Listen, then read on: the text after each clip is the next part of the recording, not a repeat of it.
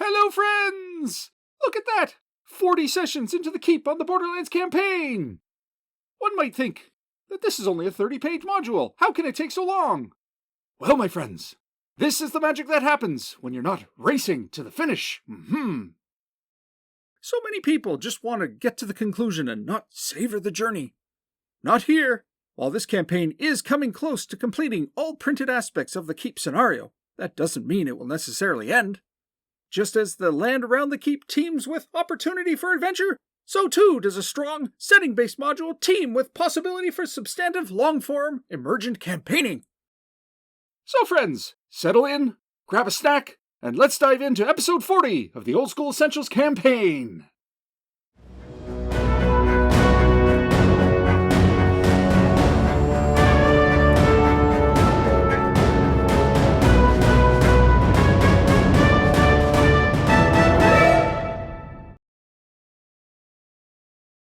As always, the action is recreated using the Order of the Stick Monster for Every Season cutout minis.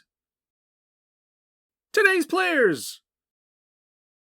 Scott as Senek Christ, Lawful Cleric of Foltis, Level 5. Steph as Starla, Lawful Cleric of Foltis, Level 3. Rhiannon as Morkel, Neutral Magic User, Level 1. Claude returns as Burr, Neutral Gnome, Level 3. Dave as Morris, Neutral Acrobat, Level 2. And Dean returns to the table as Vorg, Neutral Fighter, Level 1. At the Traveller's Inn, within the keep on the Borderlands, the two clerics of Foltis, Senek Christ and Starla, have made the acquaintance of several new faces. Returning adventurer Vorg, who was present 2 years prior when the secret underground chapel to Leogzed was found, and subsequently the warrens beneath the keep, plus the gnome Burr, who has returned to the keep along with Morris the Acrobat. Additionally, they have befriended a young apprentice magic user named Morkel. They sit together and discuss recent events, as well as ongoing concerns. Vorg has heard about Clifton Caldwell, and suggests that the reward might be worth attempting, now that it's up to 500 gold pieces per person plus full spoils. Senek is in agreement, until it is mentioned that survivors from a previous expedition reported that a creature from the crypt killed one of their number with but a touch. Burr speaks of the doors of the lost dungeon Quesquiton, though due to his poor note-keeping skills is unable to pronounce it for several minutes straight. He and his allies found the entrance when he was here 2 months prior, seeking to claim the bounty on Oliver of Hum. Oliver of Hum is also still at large, and a significant price has been put on his head too. The group decides to further explore the entrance to Quesquiton, and sets about recruiting retainers. Starla meets leveled retainer William, who requests 25% of the spoils due to his scholarly and mystical training. Starla attempts to negotiate him down to an equal share, but after getting annoyed with and subsequently insulting the arrogant magic user, a reaction roll sees him decline and walk away. 2 other retainers are eager for some coin in action, however, and join the party. Peter and Ludwig. Starla equips them with gear. Senek speaks with Josiah, hoping to secure some acolytes to take into the field, but a tension between the two men has arisen since Senek's advancement to equal rank in the church. Josiah reminds him that while they share a rank in their order, Josiah is in charge at this outpost. Senek presses him to be more diligent and militant about training up the acolytes, and how they need field experience. Josiah is unimpressed and sarcastically thanks Senek for that advice that he could never have possibly considered on his own. Josiah also states point-blank to Senek that he isn't really liked in the order for his flippant disregard of decorum and frequent irreverence. It seems as the characters advance, hints of the politics are starting to emerge. Senek returns to the group, and they go over equipment lists and buy the gear they'll need. Vorg purchases some woodcutting axes as the team plans to make a battering ram to smash down the massive doors to Quesquiton. Starla wonders if anyone proficient with locks might be available, but alas, no one is. The next day they load up their wagon and head out. It's midwinter and snow covers the land. There are no encounters, so they arrive at the watchtower fairly quickly. The team skirts the clearing, keeping an eye on the snow for any tracks, though aside from occasional wildlife, they find none of interest. Morris scouts to the tower, finding evidence of a days-old campsite, as well as a platform and pulley. These, of course, were discovered by previous expeditions. The pulley has even been restored after being wrecked 2 months prior. After determining it is safe, he waves the rest of the group over. Searching around, they find evidence of a large host of humanoids, tracks in the snow heading south. Burr points to the direction of the trapdoor he and his team previously discovered, and they set to digging the snow away to uncover it. Morris climbs down first to scout, and the rest of the group follows shortly thereafter, leaving Ludwig to guard the mules. Examining the circular well indoors, Vorg sees scorching on the lock of the bronze doors and fears a trap. Burr avoids eye contact with the others and suggests that he has no idea who might have done that. Starla checks the walls for other possible hidden secrets, as does Burr, but nothing is found. Vorg attempts to jam an iron spike into the keyhole to hammer it. He bends and breaks 3 spikes in the effort, and it becomes clear that he has damaged the lock in the process. That failing, they fill it with oil and light it, hoping to melt the tumblers and loosen something enough to open the doors. Also nothing. Vorg returns to the surface with Peter and takes Ludwig into the woods to find a suitable tree to fashion into a ram, and they set about chopping it down. Burr climbs up after them and heads to the top of the watchtower to act as a lookout. As they are working to cut down the tree, the sound of hooves is heard coming towards them. Vorg and the retainers are startled and rush back to the group to alert them. A herd of antelope emerges, rushing into the clearing where they pick up speed. Fearing something dangerous is chasing them, the team readies. Vorg mentions that there are owlbears in this region and is worried that's what might appear. But nothing happens. After it's stated that they have no fear of whatever startled the antelope taking their lumber, Senek begins to wonder about the possibility of an owl beaver, in which case their lumber will be in danger. After a while, they return to their labors, complete chopping the tree, and bring their battering ram to the well and lower it down. Starla remains up top to guard, while the others work to ram the door open. A new danger emerges, and Starla hears a screech in the distance, then sees a small flying creature winging towards her from above the tree line. She calls down to warn the others, who start climbing up to come help her after quickly organizing a climbing order so the faster climbers can go first.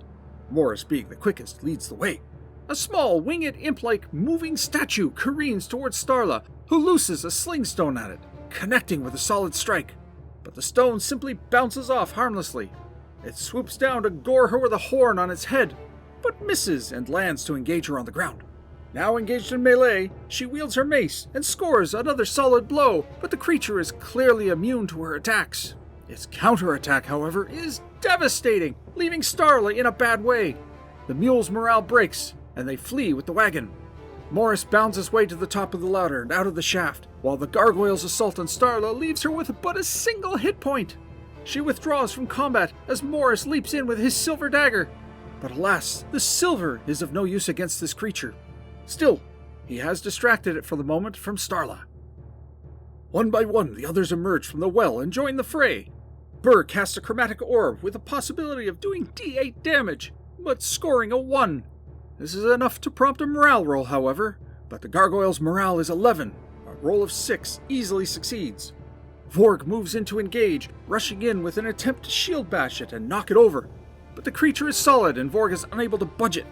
The Gargoyle rips into Morris, bringing him to the brink of death. Vorg switches tactics, using the distraction of the attack on Morris to attempt to grapple the creature and pin it down. But alas, the dice aren't quite with him and the creature fends him off.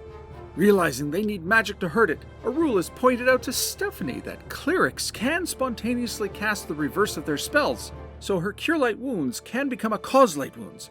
Though, it comes with a risk, as it is a taboo for lawful clerics.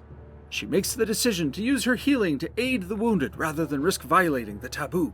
Senek, on the other hand, decides that the situation is dire enough that reversing the spell is worth the risk, and reverse casts the spell to cause light wounds on the creature. But alas, the attack roll to touch it misses, and the spell is lost. Starla casts Cure Light Wounds on herself, then Burr. Burr casts another chromatic orb, this time with more success. Not only is the damage higher with a roll of 5, but the Gargoyle fails its saving throw, meaning that it will take D3 sustained fire damage for D4 rounds. The D4 is rolled and it turns up a 1. They call to shove the creature into the well and attempt further to grapple and drag it over, but aren't able to press the advantage. Morkel has remained on the ladder of the well, but upon hearing the rest of the team call to shove the creature into the well, scrambles up to clear the path. She and the two retainers remain out of the fight, unsure of what they can do. Senek and Vork continue to attempt to grapple, but are singed by the lingering fire from Burr's spell. The gargoyle, noticing that the little gnome can hurt it, turns its attention and ignores the others, moving towards him. Vork uses the distraction to grab it from behind, successfully holding it for a time, while Burr and Starla retreat. Senek casts protection from evil on himself, while the gargoyle breaks free of Vorg. It turns on Vorg, and in a series of strikes, 4 attacks per round for the gargoyle, it rips through Vorg's armor and kills the valiant warrior. However, when it attacks Senek, the power of the protection from evil completely prevents contact, and it is forced away. The spell hedges enchanted creatures. The semi-intelligent monster doubles down on its attacks on Senek, buying the group some time until it figures out that it can't hurt him and moves to another target. It clicks with the team that fire hurts it. But most of their oil flasks were on the wagon. Senek retrieves the only flask of oil he has in his pack. The gargoyle continues to attack him, but so long as Senek doesn't attack back, he maintains the protective hedge. He tosses the oil flask over to Morkel, who picks it up and rushes forward, dumping all of it on the gargoyle, while Morris has moved back into range with his tinderbox. Lighting a tinderbox is a 2 in 6 chance per round, but the dice are with Morris and he rolls a 2 on the first go, igniting the oil and setting the gargoyle on fire. As per BX rules, enchanted undead creatures take half damage from mundane fire. The DM here extends that to all enchanted creatures, not merely the undead. The first roll is a 1, reducing it to 3 hit points. The second roll is a full 8. Even divided by 2 is enough to finally finish the gargoyle off. There is a cheer as the gargoyle collapses. It is here that we have our contrived character entrance of Dean's next character. His previously established character, Maelor the Finger, neutral magic user, level 1. Maelor was part of a group that was just killed by the gargoyle and has been running through the woods. He emerges just in time to see it die at the hands of this new party. He joins them and tells his tale. With this new character appearance contrived, the game moves forward. Wondering if the lair might hold treasure, they discuss going to find it, since all they need to do is follow Maelor's tracks back. Before they do, Senek wonders if the stony toughness of the gargoyle might serve them as a battering ram. So they tie the carcass to the ram in the well and attempt to beat down the door with it. Needless to say, it doesn't work. But A for effort, I guess. Arriving at the small cave entrance from which the gargoyle emerged, Burr scouts ahead, and soon enough, the rough-hewn natural earth gives way to worked stone. He returns to get some light, as infravision, while useful, isn't good for finer detail. And Senek, still under the effects of the protection from evil, accompanies him down. They find a 30-foot chamber with runes carved into the floor and 4 columns, 3 of which have gargoyles perched on them. In the center of the room sits a chest. They retreat right away, though the gargoyles do not pursue, or even move. The team immediately returns to the keep, planning to replenish magic and heal before trying to tackle that small cave. The next day, Senek realizes something. His connection to Foltest is severed, and he cannot replenish his spells. They suspect that this is a result of his reverse casting the spell. He consults Josiah about the matter, and Josiah is taken aback by Senek's recklessness. He states that the reason this tactic is not done is because it attracts the notice of chaotic forces and invites them into your being. He doesn't know what penance Senek will have to face, but he will think on it. He adds that it was possibly inevitable given Senek's flippant attitude and occasional derision towards their ways, despite his clear valor and accomplishments, which are to be admired, even if his attitude is not. Senek's response here is to double down on his irreverence and disdain towards the faith, inquiring about other, more interesting churches, or perhaps even starting his own, the Church of Funtus. Starla lectures Senek about his attitude and how he won't find his path back to their god with that approach. Nonetheless, they have a task ahead of them. They plan to retrieve that chest and explore that cave. Returning the next day, they examine the strange chamber. Starla casts protection from evil on herself, so that she can distract the gargoyles if they come to life, and give the others a chance to get clear. They spend a good chunk of time in examining the room, but their efforts yield nothing. The gargoyles don't shift or move.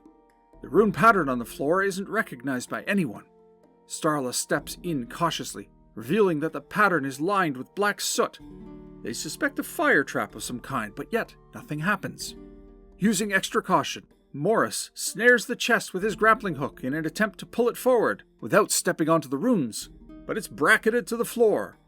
There is no lock, however, so they use the hook to open the chest. Inside is a suit of armor and a sword. After taking all possible precautions they can think of, they drag the items from the chest. Nothing happens. To their relief, they realize that the 3 gargoyles aren't real, merely statues. Only the one they've already dispatched was animated. They collect the loot and depart.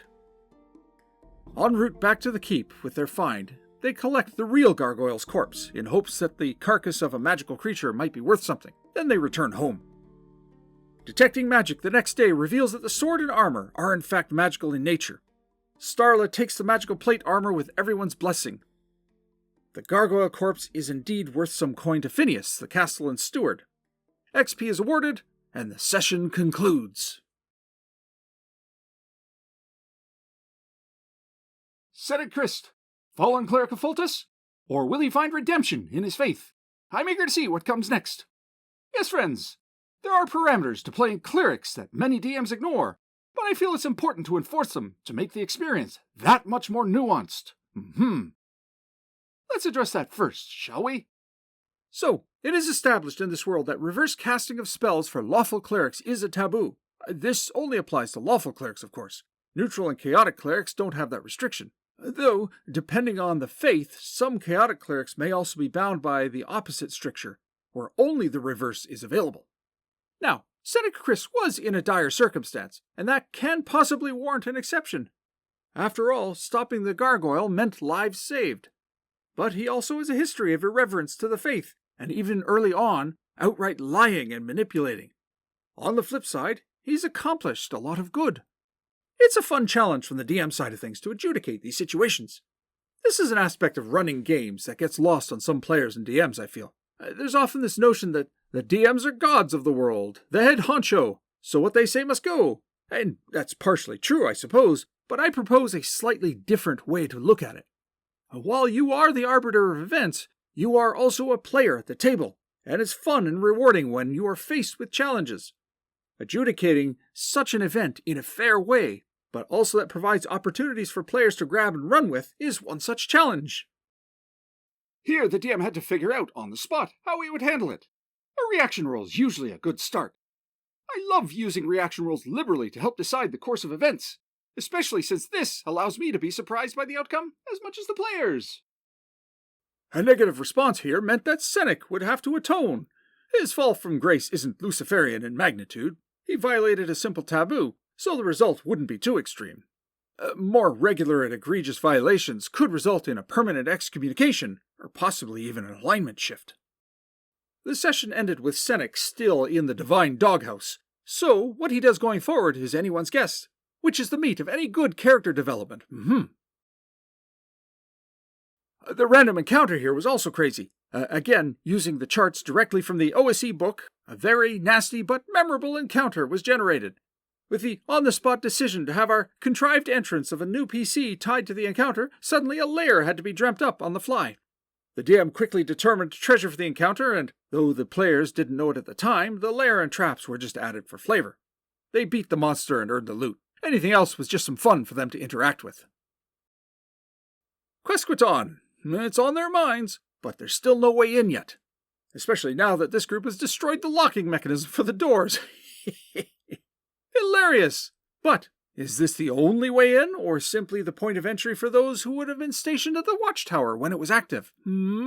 Inquiring minds want to know, and future adventurers can certainly try to find out. B1 in Search of the Unknown is a great little scenario to have in one's back pocket, especially in an open world concept like this. Players need not attempt to run the gauntlet in one go, and various disparate groups can take turns exploring it, finding the secrets that lie within. Many sessions can be mined out of exploring Quesquiton alone, never mind that others have been seeded into this campaign, like the Hole in the Oak. So yes, friends, 40 sessions down, and many, many more to come as new opportunities appear, and the Old School Essentials campaign continues. Where does Senate go from here? What are the tribes of the Caves of Chaos up to? Stay tuned as developments continue to play out. And as always, I shall see you anon.